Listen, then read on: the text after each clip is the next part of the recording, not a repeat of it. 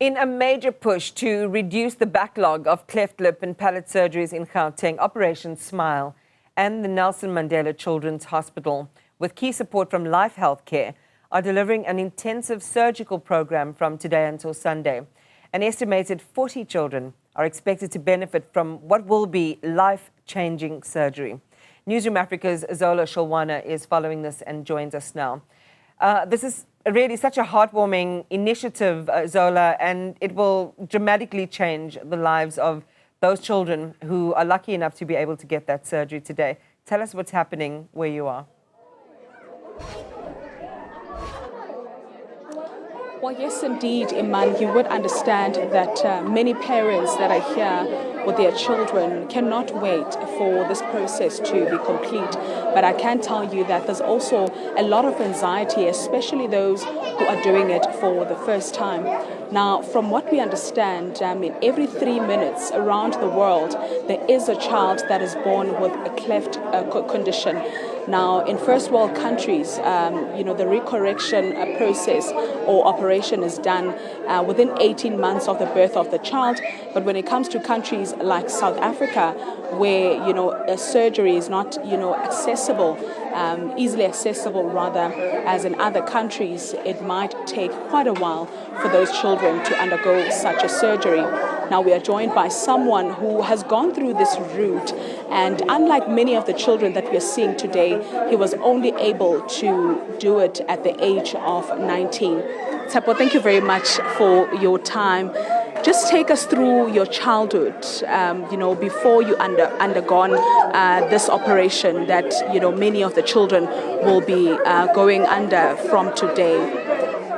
How was your childhood like? Okay, when I grew up, it was very difficult to be around people or even going to school because I was very different from other children. So they were mocking me, even the teachers, they were making jokes of me, but I had to be strong, even though I didn't even know what I was having. Even the situation I was in, I didn't even know when it was left lip and palate until after marriage in 2016, whereby I started to say, no, enough is enough of the motion, let me make my own researches. That's where I stood up. I went to the hospital, and then at the hospital, what surprised me that the files were not there. I went to even provincial hospital, the files were not there. I had to open another files, and still my case was postponed. When I'm booked for appointment, they were postponed. Then there was this Saturday around November, I saw advert of Operation Smile. It was around 2018. Then on the TV, it was like, make your call back, we'll call you back. And yes, I tested them. They called me back. And then they arranged me a date for around February in Bumananga with Ben. That's where I got my full surgery, the most miracle one, whereby it brought me the smile. Even now when I walk around my village, I walk with confidence, like believing that now I'm no longer different from others. So that's what encouraged me to even go further my studies, because it took me 2 years staying at home, believing that the way I lived in high school, primary, how will it be in the tertiary level?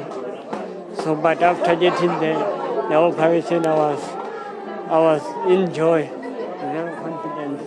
And surely we can see this smile, because when I looked at your profile, pictures that you took before this operation, you couldn't even smile. And some of the pictures that you took, you made sure that you show a different angle, but not of the actual, lip and what was happening. And we've got parents here today who are anxious about what their children are going to go to. You did yours at 19. Their children are going to undergo this process at a very young age. What are you going to tell these parents so that they have some sort of confidence that their children will be well? Okay, there's most of things you can tell them, but by just me going there to say, look at me, if you delay it, so how is going to affect your child? But for them to look at me, change my story to say, okay, if my child can live like this for the rest of their life, the stigma, the hate will grow from the child to the mother, like it will be another. So it's very simple for me to speak to comfort the mothers and the children to say, no, this one is a miracle one. You can't avoid it. So it's a one chance, one moment, 45 minutes you go there, you come back with a different life. So it is very, and you know, even myself when I go around, I don't want to see any child going what I went through. So like even when I look around, I see a child with 12 years, it reminds me what I have went through. So I look at them and say, and you can tell by their face, their gesture, to say, okay, their confidence is very low. But I know after this 45 minutes of operation, they will bring joy into their lives. Thank you very much, Tshepo, for your time. A life-changing surgery that completely transformed Tshepo's life from being bullied at a young age to having this beautiful smile that we see him having today.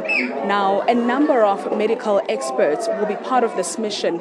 I'm talking about dentists, surgeons, and this is to really make sure that the operation goes well and that these children leave here, you know, with a more beautiful smile, and especially their parents as well, who have showed great concern and worry about how their children will grow up knowing that there is bullying, as Tshepo has mentioned. Now, Operation Smile only takes children who are from 6 months up until the age of 12 years. So we will keep you updated as we also get to see the CEO of the hospital who has partnered with this great operation as to what is going to happen, moving forward.